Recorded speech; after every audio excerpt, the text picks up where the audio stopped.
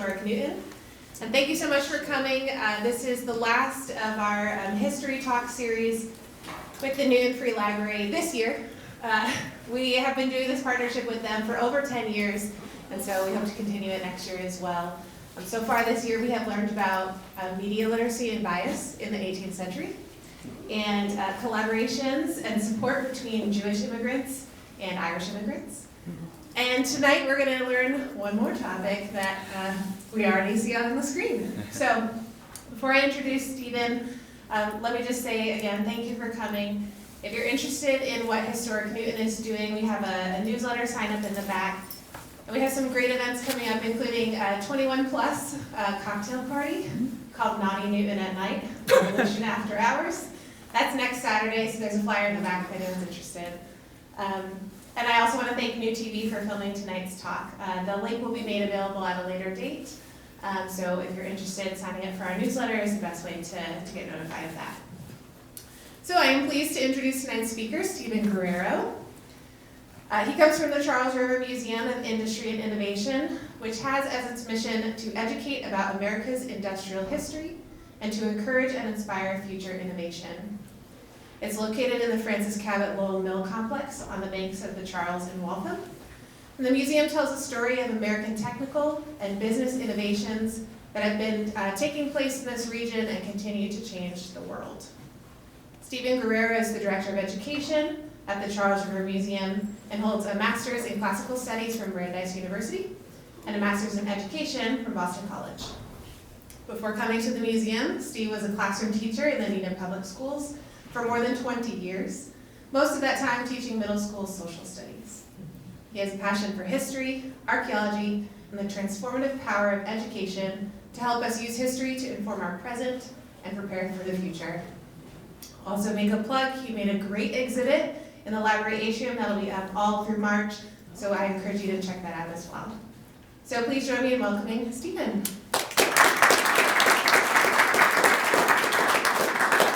Hey, thank you. How's my level? Everybody can hear all right?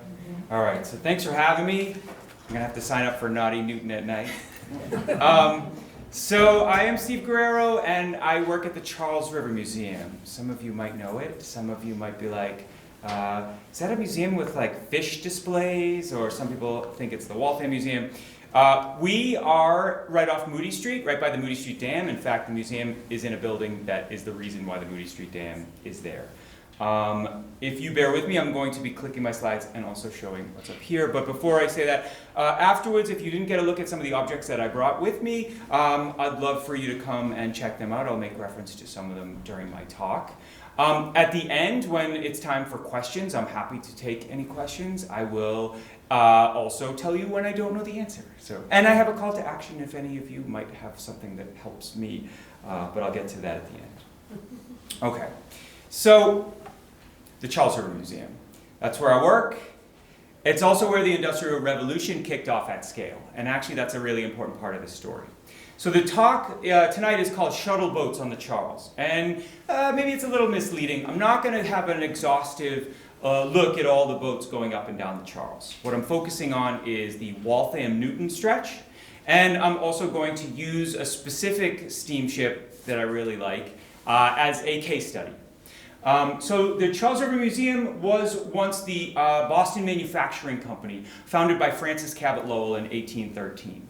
Now, Francis Cabot Lowell was a brilliant entrepreneur and innovator. He brought the power loom to the United States. He built the first large-scale private corporation in the United States, the first fully integrated factory. And when I say integrated factory, I mean all the steps of textile manufacture are done under one roof, powered by one source, which is the Charles River, and done by one workforce, which is commonly called the mill girls. These are young women from around New England who were brought to the company, lived in company housing, which was on site, and ate company food, and were paid in cash, so they could be sent.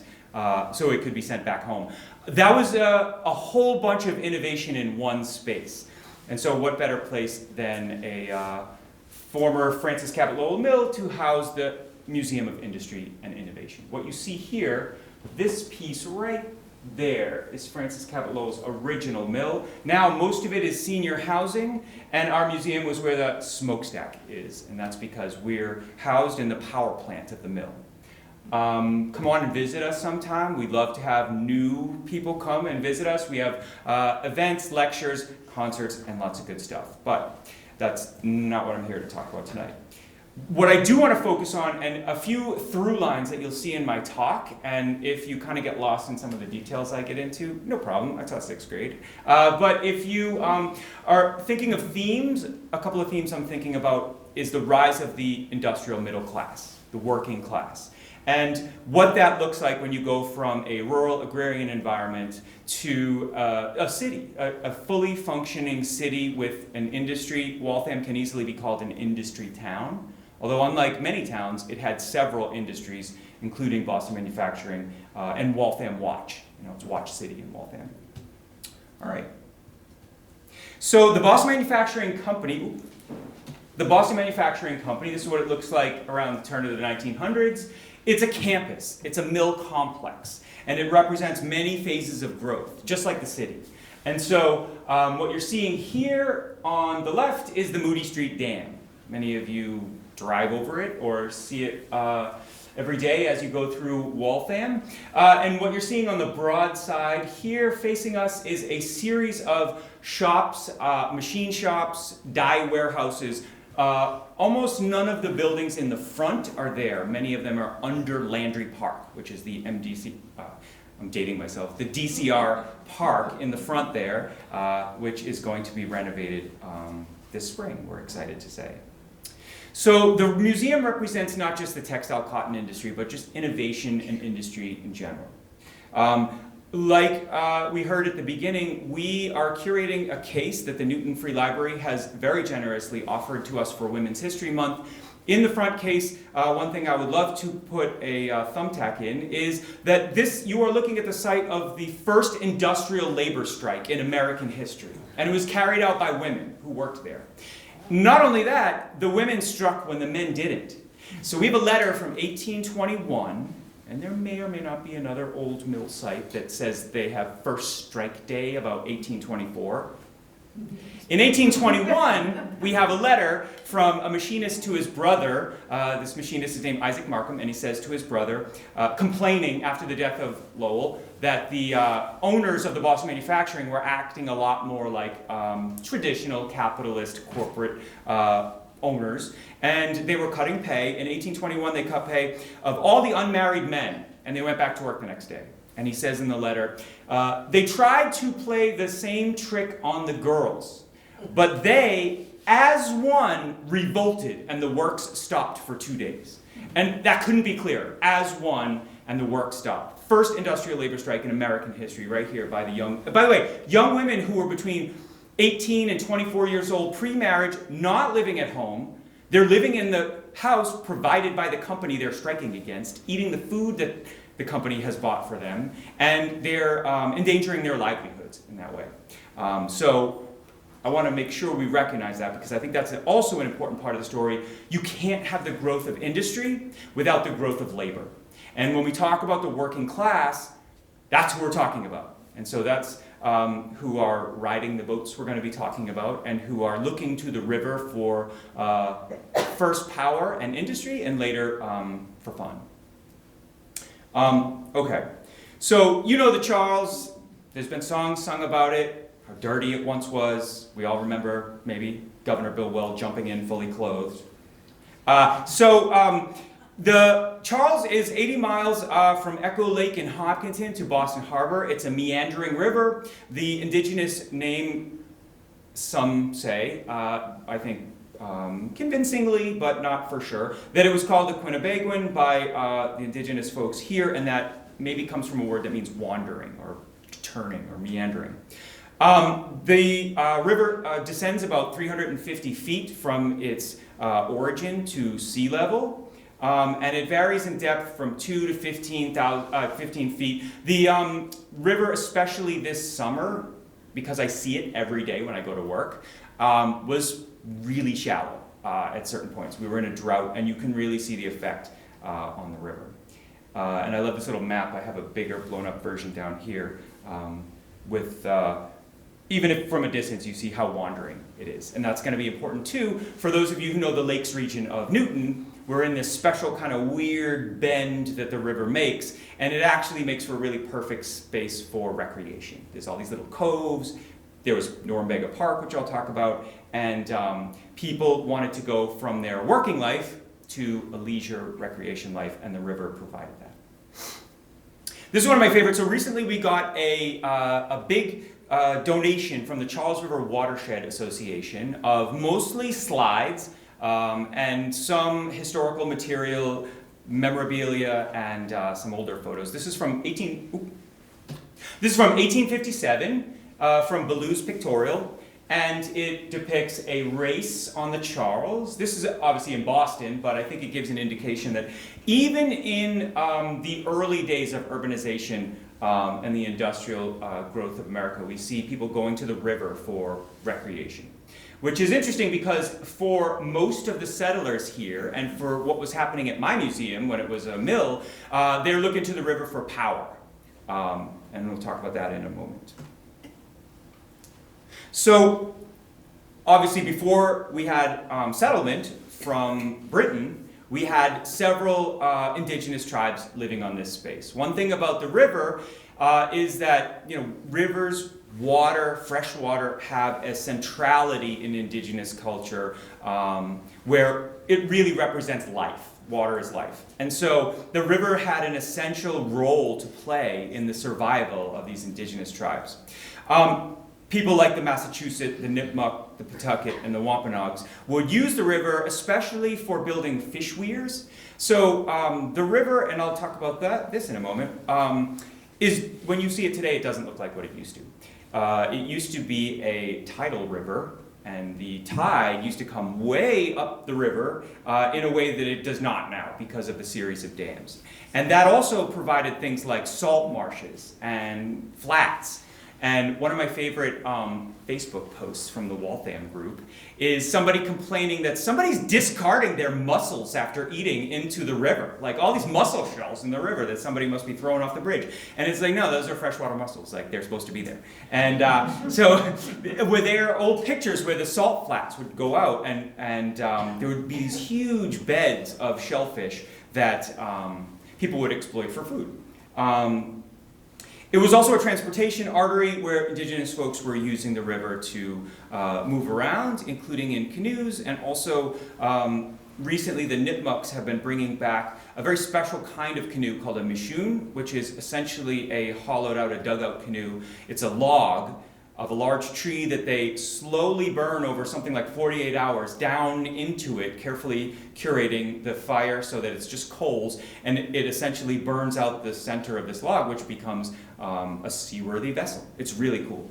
And so most of the fish they're eating are alewife, herring, and dramus fish. They would come up the river from the harbor to spawn. None of that can happen now because we have the Charles River Dam, we have the Watertown Dam, we have the Moody Street Dam, and those dams don't just control the flow of water, but they also control the ecology in a way that we want to make sure we recognize. Oh, and I should say, that mosaic is outside of our museum in one of the window wells, put there by the New England Mosaic Society. And so we'd love you to come through. It's one of three. This is the pre-industrial, we have an industrial, and then we have a present day. And the present day one in the hillside. So in this hillside, you see indigenous patterns woven into the mosaic. In the present day one, they've actually taken little discarded Waltham watch pieces and embedded it in the hill. It's really cool. And it's right on the boardwalk there. All right, so I'm gonna do like a fast forward of like colonial to industrial. But I think it's important because it helps us understand the relationship of people who were living near the river with the river and the rise of this industrial working class that actually is pretty relevant to today, I think. So here you see Eden Vale. This is from 1793 of Massachusetts Magazine. It's a little picture of an idyllic, bucolic scene. What you're seeing here is, if you look to the right-hand side behind the tree, you kind of have to look closely, there's a water wheel. And the water wheel is in the water next to what will become the Moody Street Dam. So that site in Waltham has a natural 10-foot drop. And the Moody Street Dam that's there now is about 12 feet, and it's granite blocks that were put there in 1847. Before that, it was wood. And those little houses behind the water wheel are John Boyce's paper mill. Not a very successful paper mill. It was put there in the 1780s or 90s. And Francis Cabot Lowell essentially buys it. We actually have the books at Baker's Library at Harvard Business School. He had a yard sale, essentially, with all the mill supplies. And then the most expensive thing that he paid John Boyce for were the water rights. Something like $5,000 for 3 years of water rights on the river. And when he was chartered to create the Boston Manufacturing Company, that was really important because water was going to power the new industry that he was going to build. He went to the UK in 1810. There's lots of stories about him stealing the technology of the power loom. He went to Harvard. He was brilliant. He was a brilliant mathematician. We know this from a lot of documentation. I don't think that he memorized, for example, every single part. He memorized the principles behind what he was seeing. And then he and Paul Moody kind of locked themselves in his office, and they built a power loom. It was always designed to be in the Charles. It was always designed to have a water wheel attached to it through a belt and line shaft system, which you can still see in our museum. Not the original one, but one kind of like it. Although when they were designing the prototype, they had a guy just kind of moving the wheel around to mimic the flow of the water. The Moody Street Dam now holds about 350 to 400 horsepower. When you drive by the Moody Street Dam and you see all that water flowing over and you say, oh, how wonderful, it looks nice. Because Francis Cabot Lowell would see that and be like, what an incredible waste. I cannot believe they're letting all that energy just flow over the top. Because at the time the Boston Manufacturing Company was there, they were capturing the entire flow of the river and channeling it around in what is now the parking lot under the building where the wheels were, and those would turn to power all the machinery, which redistributed the energy to all the rest of the mill. It's incredible. The founder of our museum, Mike Folsom, was a professor at MIT, and he always said, it's not that the mill was full of machines. You have to think of the mill as one big machine. And it's one power source, and those mill girls and the machinists who are working there, they are part of that energy that's powering the machine. And so the river is always seen as something to exploit, to use.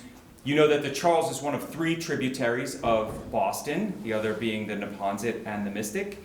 And even way back in the 17th century, where I live in Dedham, they created Mother Brook as one of the first industrial canals. They connected the Charles to the Neponset. So it spills into the Neponset, even though they're from separate watersheds, which is kind of interesting. All right, so the early settlers start to dam the river almost immediately into the 1600s and then into the 1700s. The damming of the river has immediate consequences. So the fish weirs of the indigenous people, those are gone. The mills even start to argue with one another. So downriver from Francis Cabot Lowell mill site, we have the Waltham Wool and Cotton Mill. And they're doing their mill thing, and they put a dam, and they also are turning their machines. And Francis Cabot Lowell, because he's well capitalized, and because he has a Cabot side of his family and a Lowell side of his family, which actually is really a good thing to have if you can get both. And so he had all this capital, and his idea was he quickly built the mill girl housing. And perhaps, we think, one of his first ideas was to poach the workforce from the Waltham wool and cotton mill, and then have them work for him, which actually did happen. He buys the mill downriver, he breaks it down, smashes it, and then they remove the dam. It powers his wheel with all the force. Eventually they'll build, which I'll talk about, the Bleachery. And that neighborhood in Waltham is still called the Bleachery.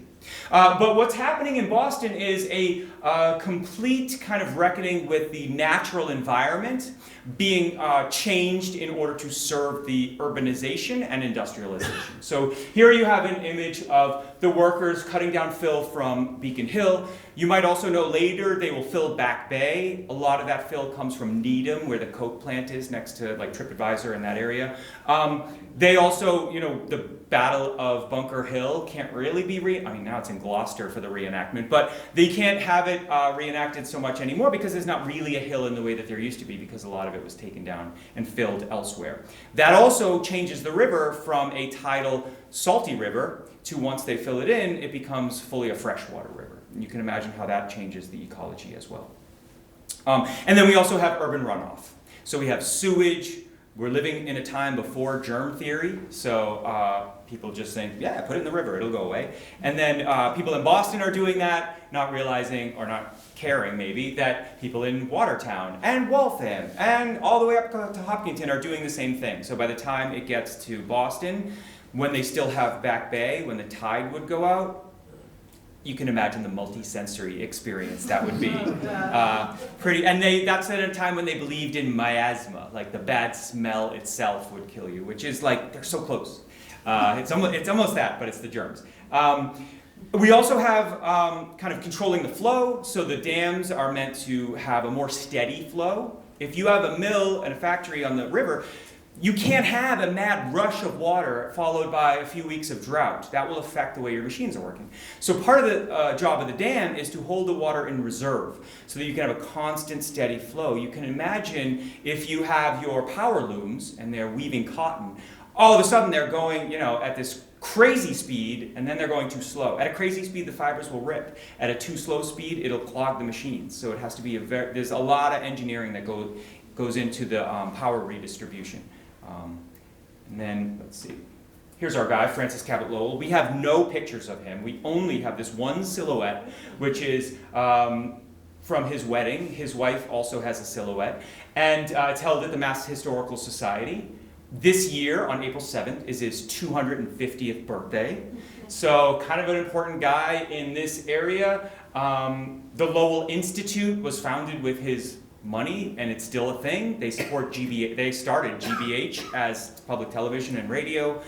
They started Harvard Extension School, and they still support a lot of educational programs in Greater Boston. But more importantly, Francis Cabot Lowell had this idea that we are going to make a worker paradise-ish. So he goes to the UK on his trip, and he goes to Scotland in this, now it's a UNESCO World Heritage Site at New Lanark.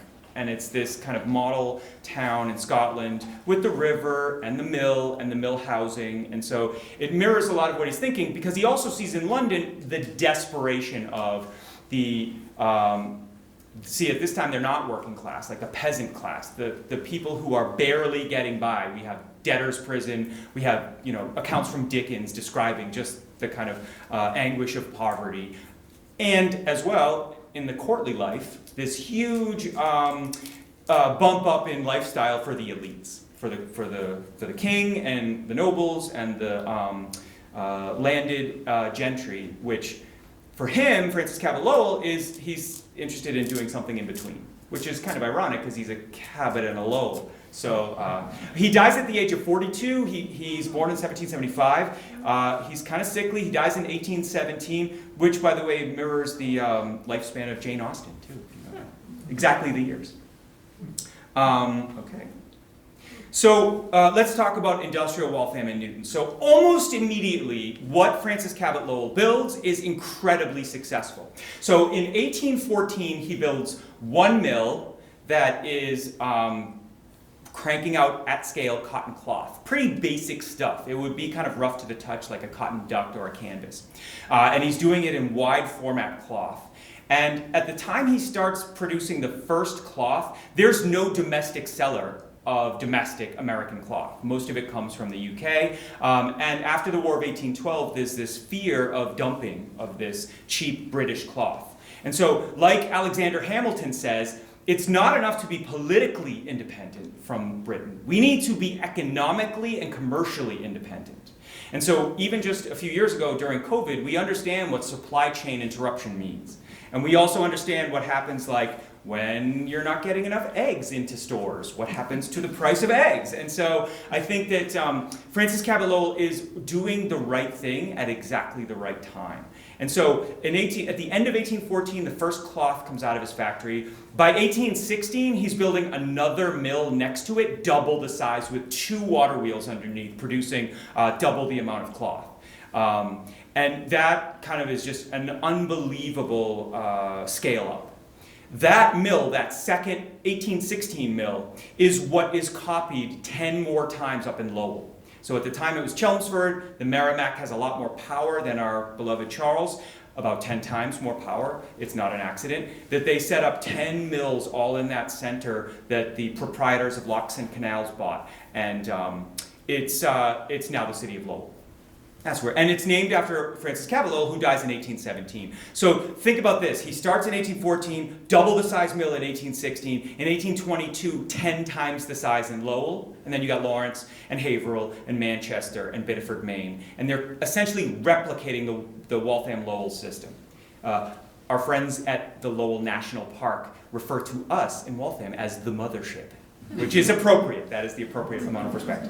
And so the ancillary industries are also popping up. So some of you may have heard in Waltham, there's one neighborhood called the Bleachery, another neighborhood called the Chemistry. Those are because in the 1820s you have the opening of the Bleachery. So we have all this fabric, we need to bleach it. In order to bleach it, we need to create bleach. And we're bringing in, at its height, 10,000 pounds of sulfur a week to make into sulfuric acid, to make into bleach. And these businesses are right on the river, like next to the river. And so you can imagine they're not only harnessing the power of the river, but treating it as a waste disposal of bleach and sulfuric acid, which I'm sure is wonderful. And the chemical company is called the Newton Chemical Company because it's on the Newton side. All right, great. So here's a great old picture of the Newton Chemical. It had that very distinct cone funnel shaped building. What they're doing is, I believe it's platinum. They have retorts, so kind of like distilling equipment, that they're distilling the sulfur into sulfuric acid, which I can't even imagine working in a place like that. And then here is an 1826 painting. This is a line drawing of a painting by Elijah Smith that shows the mill with the bell on top. By the way, Paul Revere's bell, 162 pounds. They spent $97.50.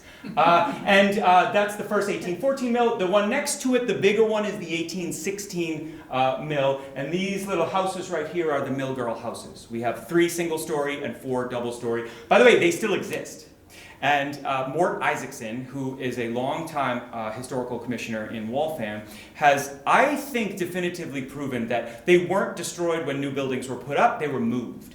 And that now, if you go a few streets over past the car wash on River Street, there's a couple of streets, one's called Lawton Place and another's called Jackson Place, and there are 3 very similar single-story houses in a row, and then across the way there are 4 double-story houses in a row. And he didn't tell me how, but he's been to the basement of one of them and has seen the joists, and they represent 18-teens technology, not 1880s and 90s, which is what they say on Zillow. I have a Zillow alert, so if there's ever an open house there, I'm not actually buying it, but I will go there and go to the basement. This is great. Can I see the boiler? Okay, so this is what the inside of the Waltham Bleachery would look like. What I want you to notice is the belt and line shaft system of machines. All these machines are powered by the energy of the river. And so people have this industrial relationship with the river. The river is a source to be exploited. Like I said, they go from water wheels, later to water turbines, which are much more efficient. And then by the 1830s and 40s, they start getting into steam power. And at first, steam is a backup. So in case you don't have enough water flow, the steam will give you a backup. It will give you some extra energy. And also they're steaming the factory itself. So I don't know if anybody does like knitting or spinning or anything like that, but cotton fibers, unlike wool fibers, are quite short. And they can be very brittle if they're dry. So they would pump in steam into the factory to make the cotton fiber more pliable. So the average kind of temperature of the mill girl wearing Victorian clothes about 100 degrees and about 85% humidity, and they would work. The bell rang to wake them up at 4:40 in the morning, half an hour for breakfast at 7, half an hour for lunch at 12, and then work till sundown, 6 days a week, go to church on Sunday. And so and by the way, that was an improvement on their lives, on their family subsistence farms in New England, where they were seen as a drag, as in the men and the boys would do kind of the hard chores, the women would do things like weaving and spinning with barn looms, which if you've ever used one of those, they're called barn loom because they only fit in the barn, and they're big and clunky, and they take weeks to make a single textile. And so now these girls are living in company housing, they are getting paid in cash, so even though they have to send some of their cash back home, now these women are coming from these rural New England towns, but they got a little money to spend, buy a new outfit, new hat, whatever you want. And then the idea was when they were ready to get married, they would move back home, and that would be a dowry. Soon after Francis Cabot Lowell dies, that kind of changes, and the industry becomes much more kind of exploitative.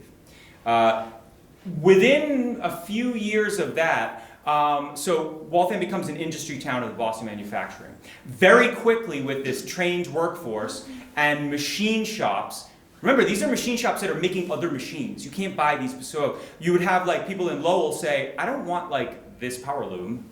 I want your whole machine shop. Actually, I want the entire thing. The wheels, the floor, I want the whole thing. Just build it for me over there. Same thing in Haverhill, same thing in Lawrence. And so you have an industry town that's actually producing industries, not just cotton textiles. Here's the Waltham Watch Company. So if you've ever been by there, it's actually a really nice spot to walk by. There's a trail that goes by, a canoe by. The Waltham Watch Company, now it's luxury condos, but back in the day, they were pioneering precision machining. So now we have a really skilled workforce that are taking something that used to be for elites, a jeweled pocket watch, that would have been something that would take weeks to make, very expensive, only the elites would have it, and more as kind of like a decoration. Now with industry, the mill girls are getting paid by the hour. So who gets to say when the hours begin and end? In fact, at one point, they were not allowed to have their own watches on the job. And you can imagine why. We want to tell you when it's time to go. We'll let you know. We'll ring the bell. You don't need a watch. And so by the time you get to the Civil War, though, its slogan is a watch in every pocket. Abraham Lincoln had a Waltham watch. Teddy Roosevelt had one. John Jacob Astor had one. Calvin Coolidge had one. These go from being kind of specialty implements to everybody having a watch. By the way, you need a watch not only for getting paid. Now you have the railroads. And so if you have 2 railroads on the same track, Waltham had 3 railroads, you need to know exactly when the next one is coming through and how long it's going to be. And then once you have railroads crossing time zones, you need to know even more when, with accuracy, are the next trains coming through.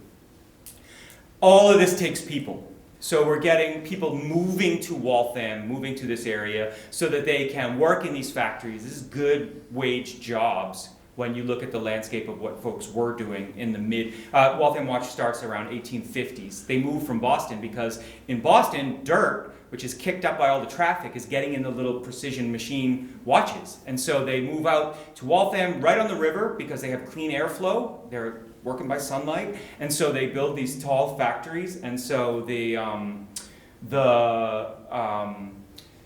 workers are getting this skill, and both Boston Manufacturing and the Waltham Watch Company set up schools and libraries. And they find an educated workforce is really important, so that they are training these people to be excellent workers, and the population is growing. So here we have industrial Waltham. This is mid-19th century, some of the places you might recognize. Here you see the complex of the Boston Manufacturing Company. We see the Moody Street Dam. A little bit this way is the Waltham Watch Company. We have the bleachery down there, the chemistry over here. So the railroads coming through. We are seeing a very rapid escalation in population growth and also in industries. So all those people who are working in the factories, let's talk about some boats. And the reason we're talking about boats is because these factory workers are working 5 days a week, 6 days a week, and they have this new thing called a weekend. And what am I going to do with the weekend? Well, I have a little bit of cash that I made from my job during the week. The last thing I want to do is go into the city, because I work in kind of a dusty industrial space, and they go to the river. So now this river that was seen as this source of exploitation of energy, of waste disposal, is now seen as a refuge from the workaday to now have some fun. And you see folks in the canoe here. I bet a lot of you can pinpoint exactly where this is. And a lot of the boats aren't there. Sometimes you can see some of the pilings that are left, like over by Prospect Street near the Waltham Watch Company was Nuttings on the Charles, and now it's just literally just posts in the water. But the scale of these places were huge. The boathouses. Canoes become really important for a few reasons. One is you could go on a date and there's no room for a chaperone, sorry. And so you could get with your, person that you're interested in, you could paddle out and nobody could really bother you. Although one of my favorite statistics is between 1901 and 1904, the Newton police arrested 37 people for inappropriate activity in a canoe. I'll leave it to your imagination why it's an odd number. Okay, so they're going out, they're building these canoes. The businesses in Waltham have at least 3 major manufacturers of canoes. We're talking now maybe the post-Civil War up until the 1900s. Folks like H.B. Arnold and the Waltham Manufacturing Company by Charles Metz is making bikes, which is another in tandem with canoes for especially young people to get from place to place, to meet up with people. Susan B. Anthony says the invention of the bicycle is one of the biggest moments in women's liberation, because now you don't have to wait for your dad or brother to hitch up the horses and ask you where you're going. And so the boathouse infrastructure also becomes really important. In fact, a lot of the money is not made just on the canoe manufacture, but the storage of the canoes. You have to put them somewhere, and the rental of canoes. Maybe I don't want to own one, but I want to take one out for a day. Notice this kind of idyllic scene. And what it's going to contrast with is many of these places were at the site of the end of the train tracks. So you have Riverside, and in Waltham we have 3 different trains coming through. So that's an important piece of it. Between 1840 and 1880, the population of Newton increased 4 times. And then by 1890, it increased 44% more. Imagine the town as it is now, increasing in population by 44% in 10 years. Or multiplying by 4 in a series of 40 years. In Waltham, it was something similar, although Waltham, because it was more compact, had fewer. But we go from about 3,300 in 1840 to 24. Sorry, that's new. In Waltham, we have a similar population growth of like 4 times. Many of these people are working in these industries, so that's important. And many of those people working in industries are now taking advantage of what I would call a leisure industry. So canoes are part of that. This also becomes important for folks like urban planners. So notice in the background, what do we have? A train trestle. So we're seeing how the river is not only a source of recreation, but it's an obstacle to get around. People are building cities right around it and right next to it. And so that's an important part of it. We also have, Thoreau and Emerson writing about back to nature and that kind of thing. Well, why do you have to go back to nature? It's because we kind of forgot about nature because we were in our factories. Here's another shot. See if you can guess. And then we have, these boathouses were tremendously large. They had restaurants, they had dance halls. My parents were actually married at Mosley's on the Charles in the 70s in Dedham, and which is still there, although sometimes I look at the pilings and I'm like, I'm not sure how much longer. But these boathouses, bathhouses, they cater to thousands of people. And they would go from Moody Street in Waltham, and what I'm going to talk about in a moment is the White Swan. They were taking boats upriver to Norumbega Park, the Cove. My family, my mom's side, are Goodales, and so there were a whole slew of Goodales from Auburndale. We even have a distant Goodale that was a agent for the Boston Manufacturing Company, and they grew up in Auburndale, and we had family reunions at the Cove, which some of you probably know. Now, most of it is the Marriott that's the most noticeable thing up there. Here's my boat. I really like it. So this is the White Swan. So the White Swan is a side-wheel paddle steamer that went from Moody Street, and it would take you all the way up to Norumbega or Riverside, 25 cents round trip. It only operated on the weekends. Because again, remember, people are not using these to commute to work. because many of them are living on site in company housing. They don't need to move around a lot. But also we have streetcars. So right in front of Waltham Watch Company, there used to be a streetcar that would go right there and take people back and forth from the other neighborhoods in Waltham to work at the factory. And the mill girls and then later the Irish immigrants that come in the 1840s and 50s and essentially replace the mill girls, they're living in row houses built by the Boston Manufacturing Company.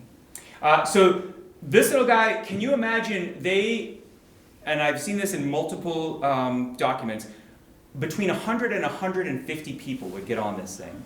One of my favorites says, 100 comfortably, 150 not quite as safe. Yeah, I think so. And you'll see like the steam smokestack coming out the top. You can imagine this thing chugging along. It's probably really cool, to be honest. One call to action, if any of our Newton folks, I have never found a picture on the boat, or rather close up to the boat. This is as close as we get as it drifts away, but I would love to have something a little bit closer. By the way, this only runs from 1873, when it starts, to 1891. And the reason is because the Prospect Bridge is put in place. And if you know the river, you know the Prospect Street Bridge is very low with these arches, these stone arches. So according to accounts, it wasn't so much that this ship was unseaworthy or anything like that. They just needed a smaller boat to get back and forth to make it viable. The owners traded it for a ship called a Forest Grove, for obvious reasons. Forest Grove is right there. I have not come across a picture of the Forest Grove.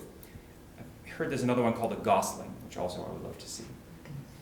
But remember, they are bringing recreational day trippers. So they're going up to the cove, they're going to Norumbega, they're going to Riverside, they're having a picnic. They're hanging out. They're getting with their sweetheart or whatever in a canoe. 37 people. So we're making sure that we have a way to make money from folks even when they're not working. Here's the dock in Waltham. On the right-hand side, you see the Moody Street Bridge. It doesn't look like that now, but you can kind of see if you look under the bridge now where Moody Street would go down. In the distance on the right-hand side, some of the mill girl houses that were still there. This is from a book that was published in 1886.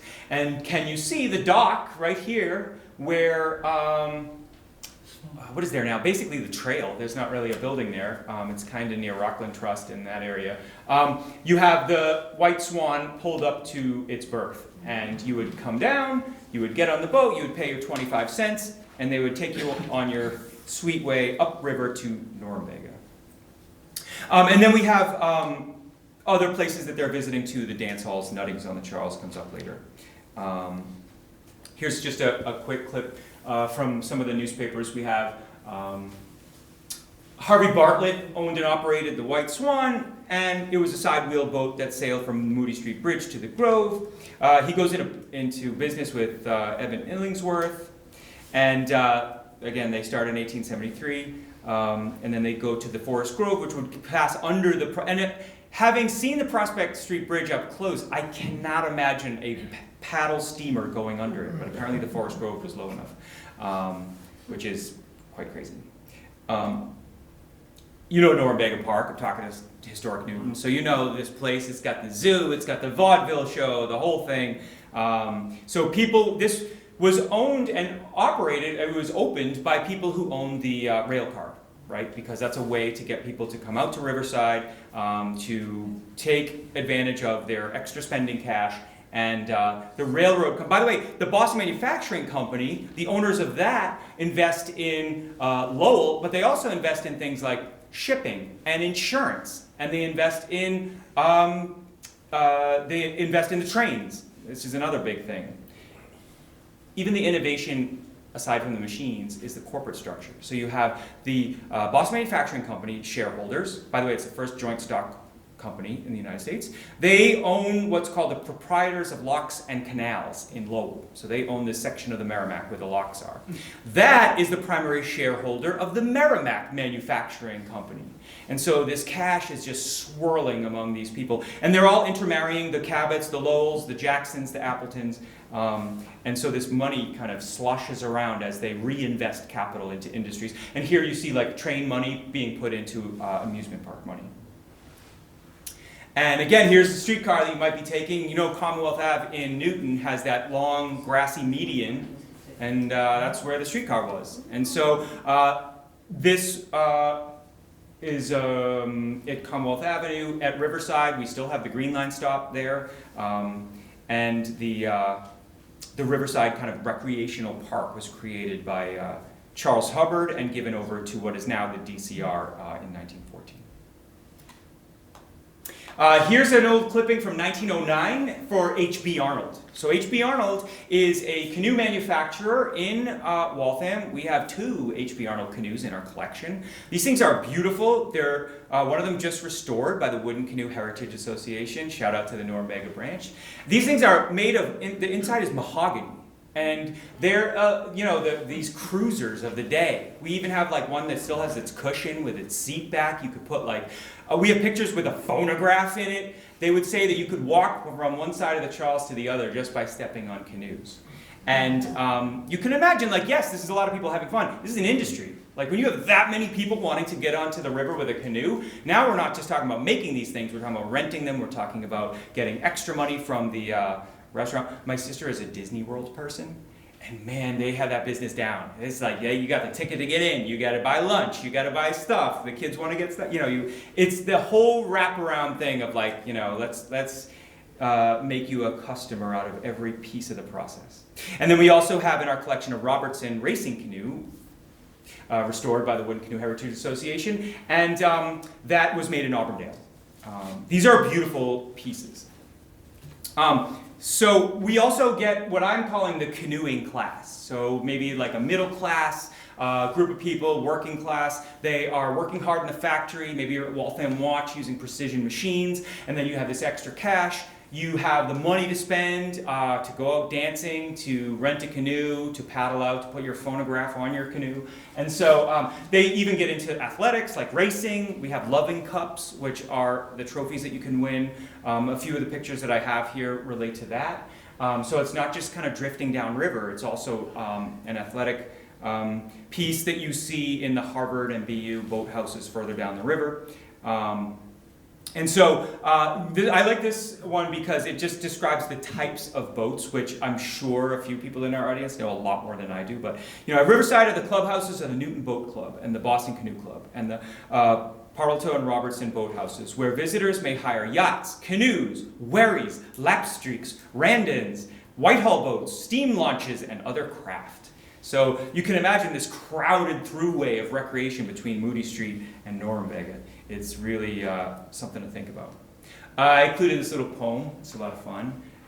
You will find the public boathouse very near where you leave the train. So again, like even still, you have remember the train is owning Norumbega Park. So while midway down the river, another is seen again, and that belongs to the Newton Boat Club. And from its central float, many a lad and lassie taking canoe or boat, 37, inappropriately, have drifted toward Waltham, telling the old tale of a love they bore each other, of a love that should never fail.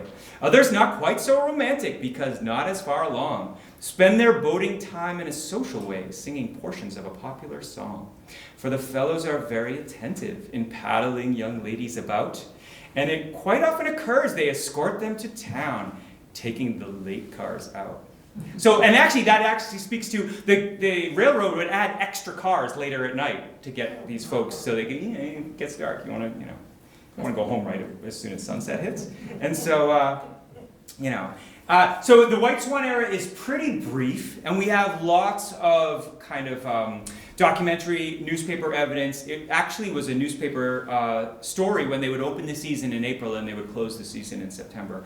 The White Swan would start its launches. So this is a seasonal thing for recreation. This isn't a shuttle boat that's bringing commuters back and forth to work. Some of that was happening further downriver in the basin. We're talking like Watertown down to Boston Harbor, but up here it's all about having fun on the river and dumping our wastewater into it. Here's another close-up of the White Swan. I mean, this thing is a party boat. 150 people would get on this thing. And actually, we have another newspaper account that says people were afraid of it tipping over. It was repurposed. It originally was one story, and when they brought it to Moody Street to start doing this, they added the second story, which, OSHA would have a fit, but or the Coast Guard, whoever was in charge of that. But a side wheel steamer, they replaced the 10 horsepower engine with 2.8s. So now we got 16 horsepower going up and down the river for 25 cents. And here's another one that I really enjoy. They talk about a Waltham Sunday. And this gives you like a glimpse into the life of the working class there. Yesterday was another quiet Sunday in Waltham. This is 1885. White Swan, loaded with an unusual amount of tender freight, sailed the silvery waters of the Charles River. The druggists sold cooling soda, fragrant American Havanas, papers, toothpicks, and other necessaries or luxuries. Church services were rather thinly attended, but the fields, woods, and waters were full of people. So, I mean, you know, why are you going to go to church when you can go hang out at Riverside with your date? The police made 3 liquor raids yesterday. The only successful one was at Patrick B. Murphy's.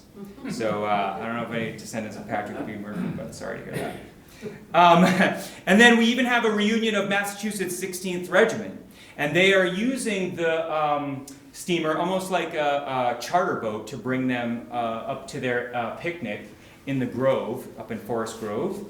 And N.P. Banks, who is one of the most famous kind of military officers that come out of Waltham, is there, and he greatly enjoys the trip, highly amused at an incident which occurred. An individual got into the boat in tow by the steamer when someone cast off the line, thus compelling him to pull for the Grove, meaning he got in the boat that was helping the steamer, but he didn't get into the steamer, so he had to paddle himself. Here's another wide-angle lens. Some of you might recognize what we're looking at. So if you kind of go to like Acapulco's now, is that what? No, Margaritas, in where Grover Cronin used to be, and you're looking across. On the right-hand side is the Moody Street Bridge. We see the White Swan right at its birth. There we see downtown Waltham, the first church. And so you can see the Moody Street Dam, and we have letters from Francis Capilolo to Paul Moody saying, we have a perfect place for a dam with minimal ponding. So the spread of the water upstream is really important when you're putting a dam. If it goes too far, you're essentially creating a marsh. If it can be contained like a pond, then you have the perfect conditions for harnessing it for your mill. And that's what we have here, and that's why we have this large kind of lake in front of the Moody Street Dam even now. And again, here we have the launch of the season. So April 9th in 1874, the opening of navigation. So this includes the canoes and all those recreational boats, but the White Swan leaves her winter moorings near Mount Feek Cemetery. I'd love to know if they dry docked it or they just left it there in the water over the winter. I can't imagine. Down to its wharf near Moody Street. And one of my favorite things is the carnival. So I don't know if you probably know a little bit maybe about the turn of the 19th century to the 20th century carnival. They would have these amazing displays of lanterns and lights and every boat you can imagine. At one point they had a replica of one of Christopher Columbus's boats, and they were covered with these lanterns, and they would have almost like a boat procession from Moody Street up to Norumbega, and people would line the riverbank to watch these, and then all the companies on the riverbank would light up, so like the Waltham Watch Factory was fully lit up, and some of the richer houses on the other side of the river would have lawns that went down to the river, and they'd have garden parties, kind of like, you would imagine like if anybody's ever driven or like boated through Hyannisport, and you see the Kennedy compound, you see all those lawns, and you're like, who lives there? And they're having a great time. And so the same thing's happening on the river. And so they are working all year for these things. Just a quick excerpt from a newspaper. The north shore of the river has but a few houses, and not much attempt was made to light them, as it was considered likely to mar the effect of the rest. But the footbridge and the south shore, as well as a procession of boats, were brilliant with Japanese lanterns and colored lights, while from up 2 rafts near the north shore were splendid displays of fireworks, showers of colored fire streaming forth as the line moved, and you can imagine these 19th century fireworks blasting these wooden boats with sparks. And so here's a line drawing we have. I mean, can you imagine that Moody Street pond full of these large-scale, small-scale? Some of them were decorated like gondolas from Venice. Some of them were decorated to look like Chinese junks like that you see in Hong Kong. Like, just unbelievable with the fireworks. The governor, the lieutenant governor, the mayors of Cambridge and Waltham and Newton and Somerville would show up. All of the leading military folks in the area. This was like a huge deal. And it also involved drinks and dinner and dancing. So, naughty Newton at night, maybe. Although this is Waltham. They also line the bridges. So the American Watch Company, it's this intersection. It's not just the people having fun. The industry is also involved. So it's kind of like parades now have corporate sponsors. The corporate sponsors are still around back then. And for many of them, it was the place where they worked. They had special trains come out because people were coming from Boston, as far west as Marlborough, to come out and see these things. It was an absolutely incredible show. I love my last bullet point here in the newspapers. The saloons were closed. And somehow I feel like that wasn't a problem. Maybe a lot of people kind of, it was BYO situation. Here's the rickety footbridge that was over. That's the American Watch Company, the Waltham Watch. And now it's an actual bridge. Is it an actual bridge? Yeah, it's Prospect. Prospect Street. That existed for only like 7 years. And it was notoriously rickety. And so they would line that when they would have these processions. And people would come out.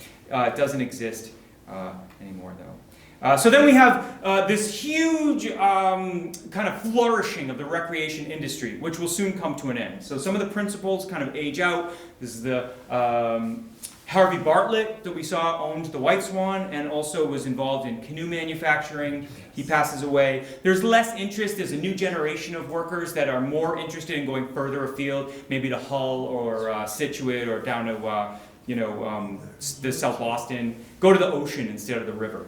And so the White Swan is killed by the Prospect Street Bridge, which is too low. And of course, now we have cars. So instead of the river being the source of recreation, we get in our car and we drive to New Hampshire and then we go on a river.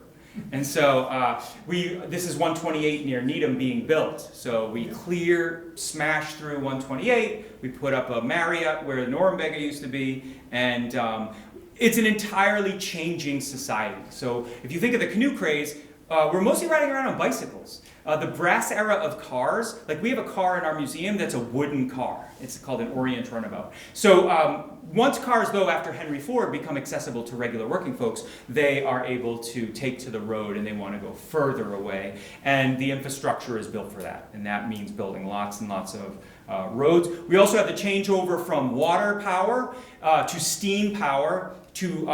And we actually know in the early 1900s, the Boston Manufacturing Company was still using all three of its water wheels underneath the mill, even as electricity was coming on board. And the reason is it's free. The river kept flowing. So why would we shut it down when we're still getting energy from the river? And so later, like the Waltham Gas Light Company is created across the river from Boston Manufacturing to power and light Boston Manufacturing. And they are then brought into coal-fired and then gas-fired electricity. And so in our museum's in the power plant, where they were burning 35 tons of coal a day, brought in by 2 rail cars from Everett. And like I said, the White Swan, this is where I want to have your help too. So the White Swan, from what I've read, is once the Prospect Street Bridge is built, they kind of discard it. From what I read in the newspapers of the time, they beached it on the riverbank. They took out the steam engine and put it on a refrigeration plant in Newton. And then they just left the carcass of the ship to rot on the riverbank. And I've never seen pictures. I feel like that would be a compelling subject of a picture, but for some reason we just don't have any kind of visual imagery of what happened to the poor White Swan after they killed it. So if you do have an old picture of that, then I would definitely like to see that. Now let's bring us up to the present. So, there was a whole while there from like the 20s all the way up through like the 60s where we just treated the river like it was a waste dump. And over time that accumulated. And so, we got like, love that dirty water, like it just became kind of a byword for disgusting pollution. When I grew up over in West Roxbury, and there's Havey Beach over on the way to Home Depot, and it's a full beach with, right by the river in Dedham, and there was a bathhouse there and everything, and nothing is left of it now. And even in 1996, when Bill Well jumped into the river fully clothed, we all kind of cringed. Now, however, it's a little bit better. We have lots of great organizations, the Charles River Watershed Association, DCR, even a little bit our museum, kind of bringing attention to the river and how we have to take care of it. There's a dam removal project in process, so you may have heard there's kind of interest in removing some of these dams and release the river to its natural flow. One thing to keep in mind is that once you remove the dam, all that polluted silt has to go somewhere. And you'll get this slug of polluted silt that will go all the way down to Boston Harbor to account for. Even if they scoop it out and dredge it and put it in dump trucks, the runoff from the dump trucks running across the streets is actually a big problem because it goes back into the storm drains. So it's so complicated. But I will say local indigenous folks, culture holders for the Nipmuc and the Wampanoags and the Massachusetts, they are advocating for returning the river. So the South Natick Dam, the Watertown Dam, we're looking for other future movements to kind of remove some of the dams. And that would actually, the Moody Street Dam is not going anywhere. It's a tier 1 if it went. It would be big trouble. So that's not going anywhere. And here we are. So what about the future of the river? So here's our museum in the back. Actually, that's the senior housing. Our museum's a little bit further down, but you see what Francis Cavallolo would call waste. The waterfall of the river coming over the dam. Just where those bushes are, that's where the canal would come into the parking lot and go under the mill to turn the water wheels. So we have the dam removal in Natick and Watertown. We're seeing the river as kind of a hub. That's why I'm so excited to have our museum connect with the Wooden Canoe Heritage Association and others that are interested in rediscovering the river. I mean, they didn't rediscover it, they knew about it the whole time, but to bring a broader audience to the river as an asset and not as something to kind of be grossed out by. By the way, it's brown and slimy, that means it's healthy. I don't know if a lot of people know that, but and all those mussels that I talked about at the beginning, they're cleaning the river. So there's a debate, but it seems like the most prudent thing to do is leave a lot of the muck in place on the river bottom, because stirring it up by trying to dredge it out makes it worse because you're turning it all up. So what about the future? So we know that recreation will be part of the story. We know that the canoes and boats and kayaks and the run of the Charles will be part of it. But we also have ideas around using the river for transportation again. So, an organization, startup like Waterhopper, is looking to get more interest in using the river as a way to transport people from place to place. By the way, a lot of the infrastructure is still there. When I look across Moody Street from Margaritas, I still see the stone steps coming down where the White Swan was. Or I see the pilings of Nuttings on the Charles. You go to Watertown Square, there is still a dock there. And so a lot of this infrastructure is not new, it's rediscovering that it's there. And so I think that will be a really important part. One thing to think about though is climate change. The river flow is different now. We in 2010 had a catastrophic flood in the museum. And so that was a huge rise that came up about 2 feet in our main gallery. And this summer we had a massive drought. And you could see the bottom all the way across the river in front of our museum. And so for things like transportation, they have to reckon with how do we practice this kind of transportation with a low flow or an unpredictable flow to the river. So I will end there with a plug. So from the Wooden Canoe Heritage Association, historian Benson Gray is doing a free talk at our museum about canoes specifically, and we'll have our restored canoes on display for you to see. And we have one Robertson from Auburndale, and we actually have 2 in our collection of H.B. Arnold's. And so check that out. I definitely would love you to check out more of the items that we have up here. And that is my last slide. Thank you very much.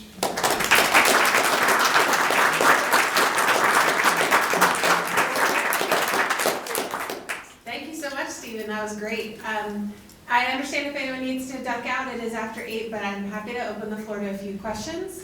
And Stephen said he can answer them. Yes. Okay, go ahead. So you spoke about the ponding of Yes. the river just upstream from the Moody Street Dam. Yes. And my question pertains to North Auburndale and the so-called Lake District. Mhm. When I walk out there, Mm-hmm. I've been under the impression, incorrectly now I think, that the backflow of the river actually extended down into North Auburndale. So when I walk there, I always think, wow, if they took out the dam, how much more land would be, like there by Purgatory, cut Yes. over Forest Grove? But how far does it go? So it's hard to know exactly, because if you took out the Moody Street Dam, first, there would be kind of a catastrophic flow of water and pollution. Once that's settled down, you have kind of the natural process of the river. So you think about things like erosion, and the river and rivers naturally change their channel as they flow. So it's hard to predict. What we do know is that because of that weird kind of S curve that's made around there, that area most likely would be a wetland anyway. I think the question is how wet. And for Francis Cabot Lowell, remember, they're damming the entire flow. Now we have topping over of the river, so there's a regulation in terms of just how much ponding could actually happen.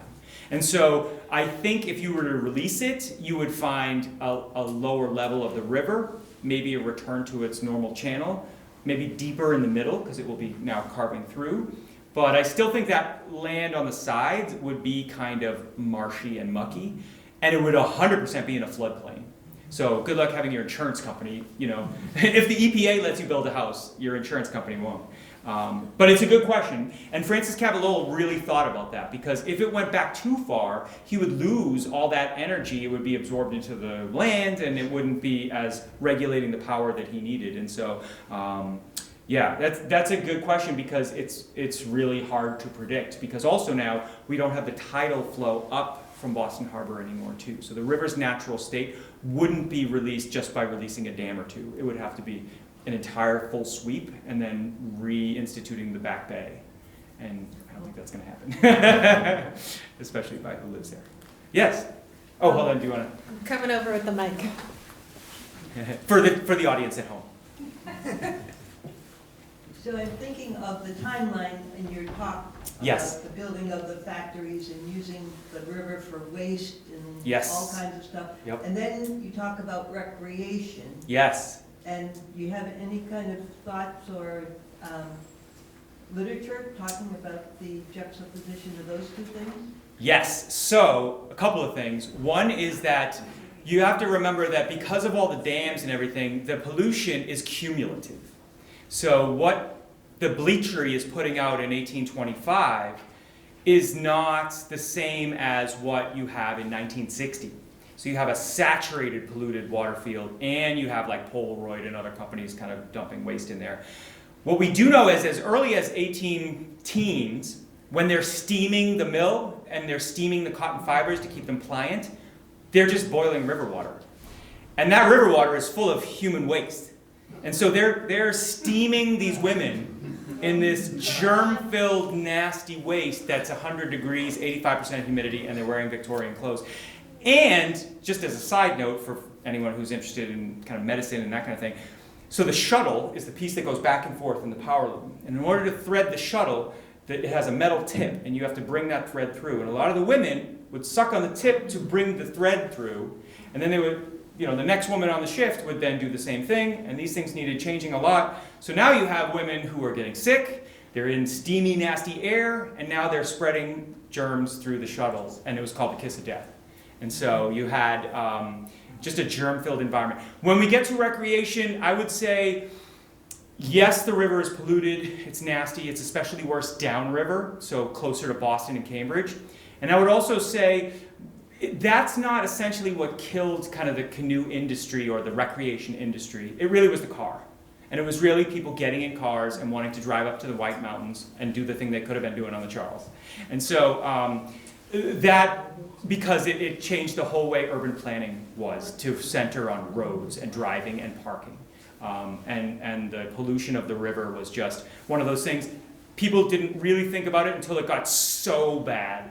You know, you had like up in Woburn, for example, not that it's on the Charles, but like, you know, fire on the water. It was so chemically filled. And so, yeah, only when it got extreme did people actually start paying attention. Thank you. Yeah, absolutely. Additional question?